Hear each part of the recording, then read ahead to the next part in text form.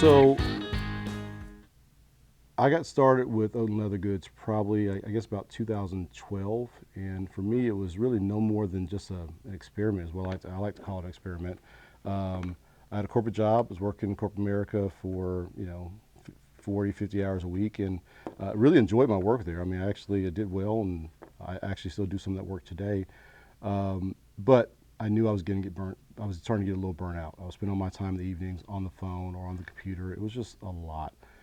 And I've always had this desire to have this, some kind of creative outlet, whether it be graphic design, web design. I've done some stuff with motorcycles in the past. I've tried all kind of things where I just wanted to express myself creatively and really work with my hands, like woodwork and things like that. Leather was just one more of those experiments. I had no intention, or I certainly didn't know that was going to turn into what it is today. I was actually out and about town. I was just going to clear my head, driving around town. I actually like driving. A lot of people don't like driving, but I actually enjoy driving, and it's a great way to clear my head. So I was driving around town. I passed by this store randomly, and the sign on the outside of the store just said "Leather Supply," and I was like, "What the heck is that?" And I'm one of those firm believers that I can pop in a place, and if it's not for me, I just leave. It doesn't really matter. So anyway, I parked the car, walked in this place, didn't have any expectation or preconceived notion of what to expect. It just said leather supply. I just wanted to understand what that was. But when I walked in, I saw this wall of all these tools and all these things and hardware on the walls, and I had no idea what any of it was. And I immediately felt to myself, I actually want to know what those things are. Like, what are these things for? Then I looked to my left, and there was this wall of hides and different types of leathers and all this other stuff there. Again, didn't know anything about it. I just wanted to. I just felt led to figure it out.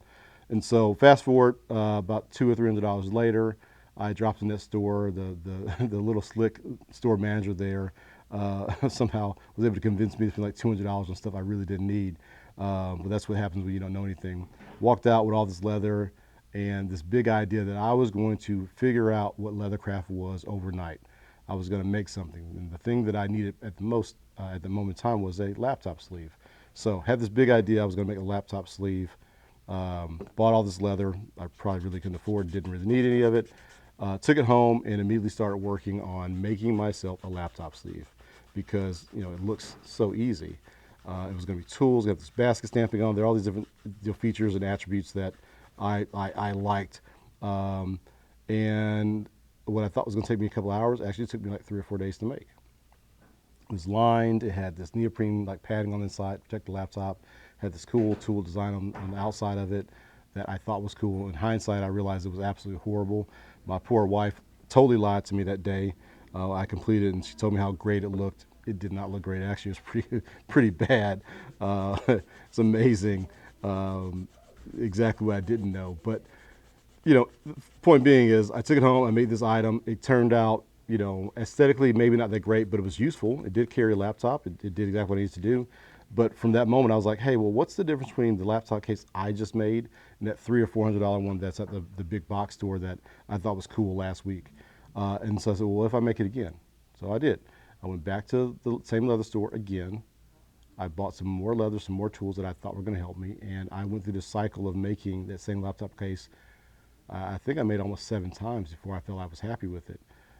Each time I got a little bit better, a little bit better. Each time I learned, hey, well, I understand what this tool is for, or I figured out that if I just change this one little technique, or I read this one little article in this book or whatever, maybe we'll get better. At the time, there was no YouTube to look at. There was no books readily available. It was just trial and error, and this blind trust that the little manager at the store at the time knew exactly what he was talking about. By the way, he didn't know a thing. He was a manager of the store trying to sell products. He wasn't really a leather crafter. But it really lit this fire in me to really start to understand what is leathercraft and what's the difference between an item I make at my dining room table, which is where I was working, and an item that is sold in a box store for hundreds, if not thousands of dollars. What's the difference between what I do in a Hermes bag or a Louis Vuitton bag or something like that? And that's what got me started. I went from working on that one item to trying wallets, to trying keychains, to trying all these different things and all these aspects of leathercraft over a short period of time, trying to figure out what I liked, trying to figure out, how to do better. Was it the tools that were making me not so great? Because all my tools were cheap. Was it the leather that wasn't great? What is it that separates me from these products that other people are buying in the store? So dining room table, somewhere along the way, I was pushed out from the dining room table that my wife still would like to tell everyone that I really destroyed it because I was beating on top of it and cutting on top of it. It was trashed after I was done with it. But she pushed me out to the garage, and I had this little workbench. It was actually the first workbench was a plastic table that I was using. That plastic table then got converted to a 2 foot by 4 foot workbench that I made myself in my garage one evening after work. And I thought that was the biggest workbench I'd ever need. I mean, it had a drawer, it had all this space. It was awesome. It's all I'm ever going to need. Back corner of the garage, I'm set for life in my leathercraft journey. Look around now, obviously I didn't know what I was talking about, and there's always room for more. You just got to, shove it in there. But as people, some friends and maybe some coworkers, I think, started hearing about me playing around with this leather, they said, hey, can you make me this wallet? Can you make me this keychain? They were throwing out all these random things. And at the time, I'd take on any job. If it allowed me to try something new and try a technique I hadn't done before, I was like, absolutely, no problem taking that on. What is it? What details you want? And I give it a shot. Back then, it was a lot of, natural veg tan, saddle skirting leather, and tooled items, which I don't do a lot of tooling these days. It's not really my take anymore. But that's what I was doing back then. Like most people that get started in leathercraft these days, they start tooling things and doing kind of westerny type gear. I've since kind of moved away from that. We still do kind of a Western heritage, if you will, but we're not doing real tooling. Occasionally, I'll find a little time to sit at my workbench because I do have a workbench over there that's dedicated just to tooling, but it's not my main thing. There are plenty of guys and gals out there that they do tooling. That's what they really focus on. They're really, really good at it because they put the hours and time into it.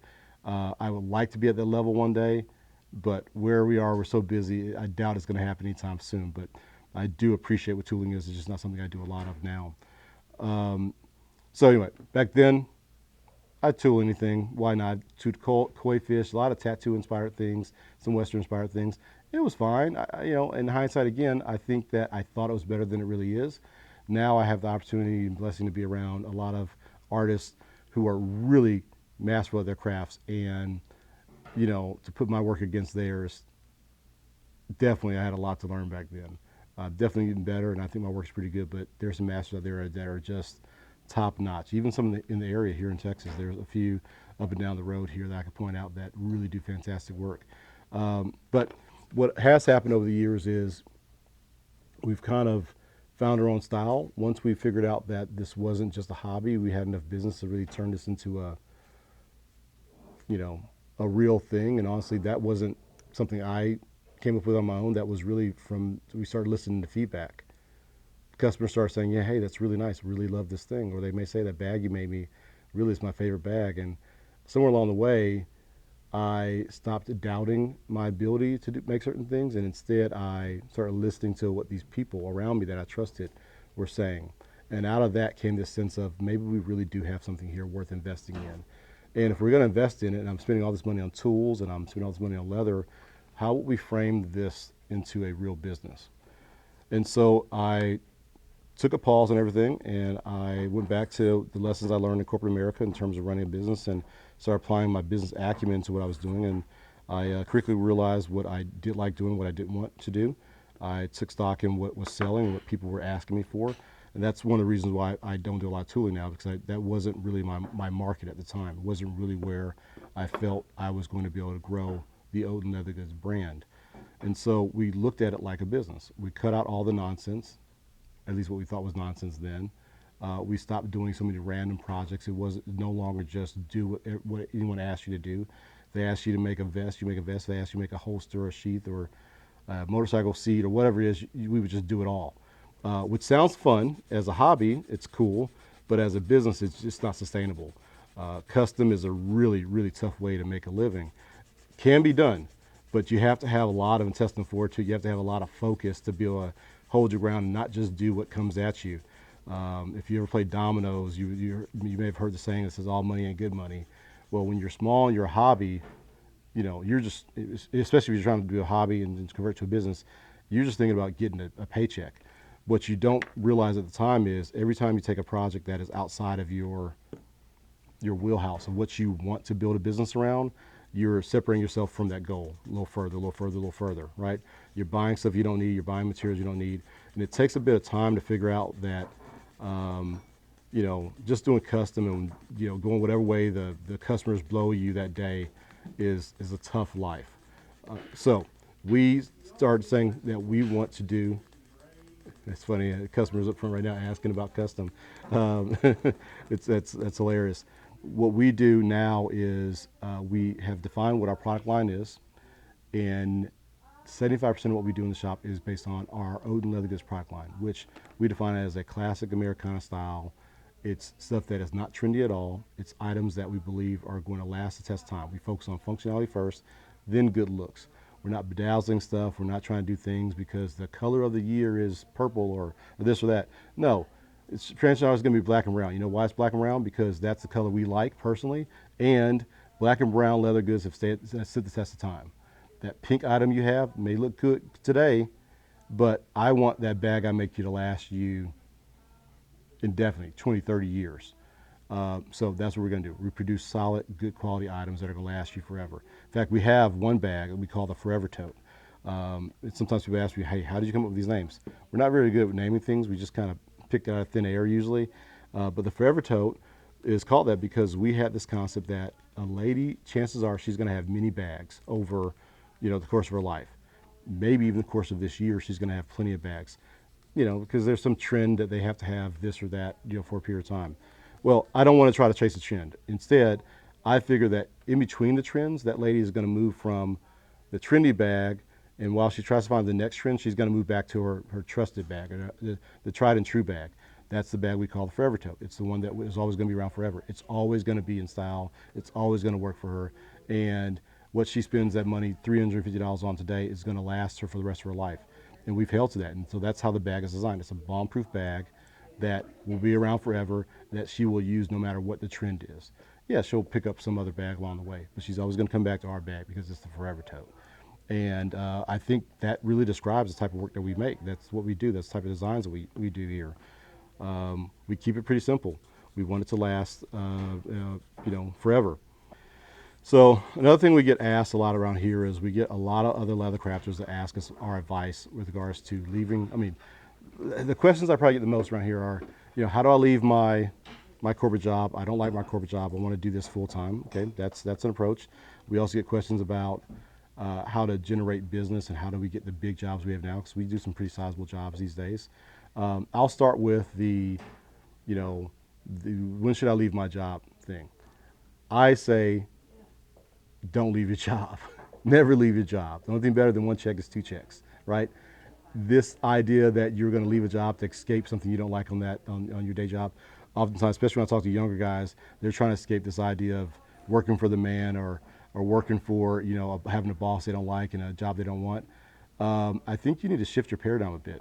Instead of looking at your day job like as if it's a day job, like that's what you live for, right? Because a lot of times these guys are looking for more time to put into their craft, whatever it may be. Well, if I wasn't working my day job, I could go and I could do this full time. Maybe not. I think the paradigm shift really is think about your day job as a way to avoid getting a loan, right? Your day job isn't just about getting your paycheck. It's about funding your passion and funding your education, funding your research, funding all those things that you want to experience in life. That's the paradigm I think we should be in. Stop trying to escape the day job and figure out how to leverage your day job to get you to where you want to be and what you want. For me, I kept my day job for as long as possible because that is what was helping me buy the leather.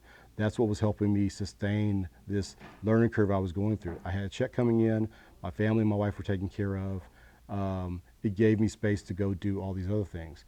You keep that day job as long as you can and as long as it makes sense. Now, you get to a point where you've replaced your income with your day job, you feel like now is really the time to jump ship. Okay, maybe you consider that. But before you jump ship, understand this also. Putting more time in your business, your hobby, your craft, whatever, doesn't necessarily mean that you're going to double your money. So if you're able right now to work 2 hours a night on your craft and you're making, let's say, $200, $100 a week at your craft. Well, putting 4 times more time in that because you quit your day job doesn't mean you're going to turn that into, $400 a week. I know those are real small numbers, but just go along with me on this. More time doesn't necessarily equal more money. It means more time being put in. And so what you really have to focus in on is how effective you can be with your time, how efficient you are with your time, how productive you can be with the time you have. I went as long as, every time before I made a big move, I'd go as long as possible with the tools I have, with the machines I have, with the help I have, and I focused on being more efficient. How can I be more efficient at night when I have those 2 hours or three hours, whatever? How can I get more out of that time versus me trying to figure out how to, that I have to have more tools. Like one of the simple things I did, and maybe this isn't for everyone, because I was working a full-time job during the day, and I was coming home, spend a few hours with the wife and kids, and then I would get outside around 9 p.m. Then I'd work outside from 9 p.m. until 1, 2, 3 o'clock in the morning, basically until I couldn't stand up anymore. My solution for staying effective, I got rid of all the chairs in the workshop, right? Doesn't work for a lot of people. I'm actually sitting down right now, which is funny because sitting down in the workshop is actually a fairly new thing for us. For years, I had no chairs in the workshop because I knew if I sat down, I wasn't going to want to get up. I was tired. Got rid of all the chairs. I had to keep moving, always moving. There was no sitting down. That's how I got through being tired eating. And as a result, again, I'm not saying it's for everyone, but for me, as a result, I was able to get more out of every evening. More, right? Then I started thinking about processes, right? So what's the best process for you to be effective? What I started learning is if I shipped product at night and I tried to make product at night, I was always behind the curve. So instead what I did is I started shipping products only once or twice a week. Shipping products for me at the time, back then, would take all night long, packing and writing notes and going through all the business part of things, making sure things are checked off. I wouldn't get anything done, right? And to do that every night, there's like this process of ramping up to do the shipping and then shutting it down, taking everything out, and then putting it all back away. I realized, hey, what if I instead focused on working on fulfilling orders, making items every night for 4 nights a week, 5 nights a week, whatever it is, but shipping's only done on Wednesday night. That was a tremendous help for me. Now, I'll point out that that's what worked for me. What I'm suggesting is not that you necessarily that you have to do it like that. What I'm suggesting is that you instead find processes that allow you to get more out of your time, right? Set up your workshop in ways that allow you to do less walking and moving around, right? I mean, finding tools and moving things around a workbench and having to pull things out and set things up, that's where a lot of efficiency is lost. And if you only have 3 or 4 hours a night, well, every one of those seconds counts. I'd even get as bad, and my team around here now even hates when I do this, but they know when we're doing large runs of product, large runs, big orders where we have hundreds or thousands of pieces that we're going to do. I have like this ADHD thing. It's hard for me to focus on that, especially when people are asking me all these questions all the time, constantly. So what I do to keep me focused is I set up a timer on my phone. I use this called an interval timer. That interval timer allows me to say that, basically it's like rounds for like when you're doing a boxing match. The round is this long, then there's a rest period, and then you start the next round. So I would measure up front with a stopwatch, how long does it take me to do this one thing? How long does it take me to click this item out, cut this item, burnish this item, stitch, whatever it is, and I would try to stick to that cadence. And then I would know that, okay, once let's say like one of these, I have to bevel it and I have to burnish it, that should take me 45 seconds. And then it's 2 seconds for me to reset, pick up the next item and start the process again. And I try to stick to that cadence. And I had that timer going at all times. And then I would set up to do only X amount of rounds. So I want to do 25 rounds. I got to do 25 units essentially before I could sit back, take a break, stretch a little bit. I would do that first, and then I would go back to it. And again, it doesn't work for everyone, but for me, it helped me focus and it helped me try to beat my pace or keep pace with everything. If I was running a little fast, it gave me a little longer break. If I wasn't running fast enough, then it gave me something to shoot for. That's a bit of a driving type of approach, but for me it worked really well because I know if given the opportunity to sit down and relax or get distracted on Instagram or YouTube or whatever it is, that was absolutely going to happen. I got rid of TVs. I used to have a TV in the workshop. No TV in the workshop, I play music. TV requires you to look at it and focus on it and think about things. Just play music. That helped out tremendously. Now, a lot of those things I backed off on over the years. It's a little more of a comfortable environment here. I have help now, so I have to be so rigid on things. But in the early days, those are the type of things that would really keep me, keep me going. I had a pretty set schedule. I would go to work. I leave the house around 7 o'clock in the morning. Kids go to school. Kids go from while the kids are at school, I go to work. Every day for lunch, I was fortunate enough to live pretty close to my job. So every day for lunch, I would leave the office for lunch. I'd go home. I'd work for anywhere from 20 to 30 minutes on putting an order together, or maybe putting orders together for shipping. I'd go back to work, finish off the day there. About 5:30, go home. Then I'd be at home, wife and kids until 9 p.m. 9 p.m. Look around, everybody's going to bed, everybody's happy. I'm out in the garage now for another 3, 4, 5 hours. And I did that over and over and over again for several years. When I finally left my corporate job, it was done in a way where there was absolutely no doubt about that being the right course of action for us. And it worked out great. We didn't take rash decisions. We didn't, do things quickly. We thought about them. In fact, we tried to convince ourselves usually not to do certain things. Until it was just painfully obvious that that was the only option we could take. Even like opening the retail store, we tried to come up with every excuse possible not to open the retail store. It just didn't seem like it was right for us. We ran the numbers and had conversation after conversation after conversation for, I think, over a year before we finally said, okay, I guess we're doing this. We ran out of excuses not to do it. The one area that I would absolutely tell people to consider, however, is getting help. I wish I would have hired help sooner. The thought is that you can't afford help. You can do it all yourself. The truth of the matter is, at some point you can't do it all yourself. That's not a sustainable attitude to have. And more often than not, hiring help and spending money on help actually will make you more money. The first time I had help in the workshop, this was in my home workshop in the garage, mind you. It seems silly for me to say this, but the first time I had help there, his name was Brandon. Brandon still works with us today, as a matter of fact. He came in, and when he left, I was like, damn, that was kind of like having 2 people in the workshop. Well, yeah, absolutely, because you absolutely did have 2 people in the workshop. You got, for us, nearly twice as much done. And I actually think I slept that night, too. That was great. So find a way to know what you're good at. Find a way to understand that getting help is okay. Bring the help in sooner than later, and get used to paying for that help. Whatever it may cost, $10 an hour, $20 an hour, whatever it is, get used to paying for that. And then your profit and all your finances, things like that, will revolve around a business model that supports having help in the workshop, not just one guy grinding away for the next 10 years by himself, killing himself slowly, right? That would be my suggestion for a lot of people. So, the last thing I tell you is that, and I tell everyone that comes in here and asks me questions about business and leathercraft, it's funny, I tell them, because this is just one guy's opinion. If you ask 10 leather crafters their opinion on something, you're going to get like 15 answers. Okay, we all have our ways of doing things, and then there's like way A and way B and all these other ways. Mileage may vary. Try it my way. If it works, great, and then be prepared to adjust and tweak it for your needs.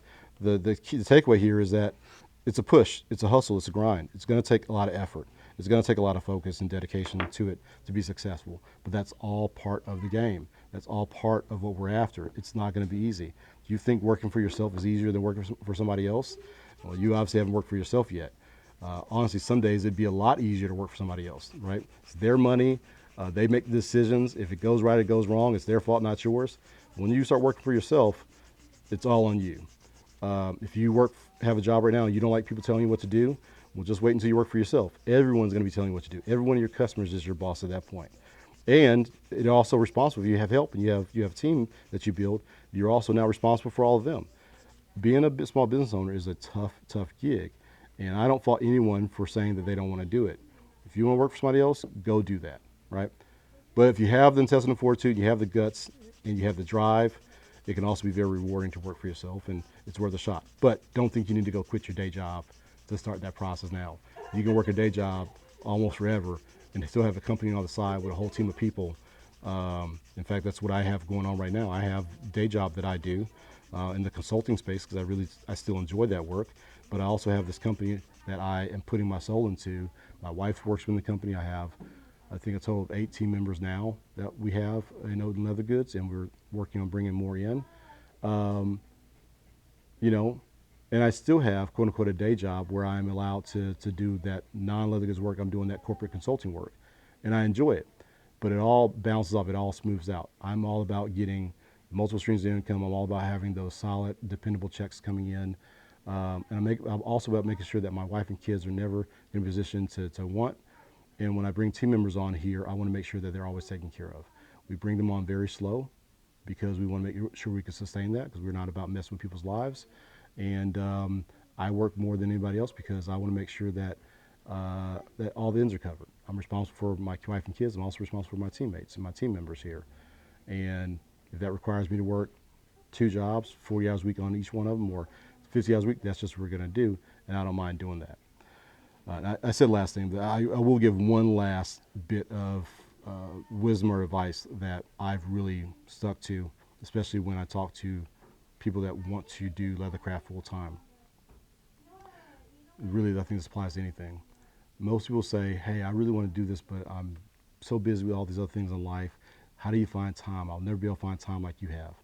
Before I answer anything, I ask a question. I say, hey, what were the scores to the game last night? And I swear, like 95% of the time, they'll say, oh, well, the Mavericks game was da-da-da-da, the Stars and Cowboys. And like, there's your time.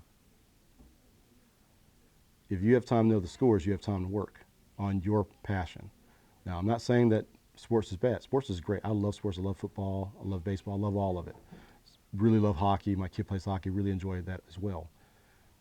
Nothing wrong with relaxing in the evenings. Nothing wrong with taking a breather. However, if you are using that as an excuse for why you're not being able to put time and energy into your passion, the thing you say is your passion, building cars, making knives, leathercraft, whatever it may be, building saddles, then that's where your time is, right? Something's got to give. For me, I was willing to give up the things like watching the game all the time, at least on TV. Maybe I put it on the radio, because radios still do exist. You know, that's where the time goes. If you know all the scores and you know all the things going on the weekends and you're prioritizing comfort and relaxation over your passion, okay, cool. But you can't also simultaneously complain or fuss about not having time to do those things, right? So there's that.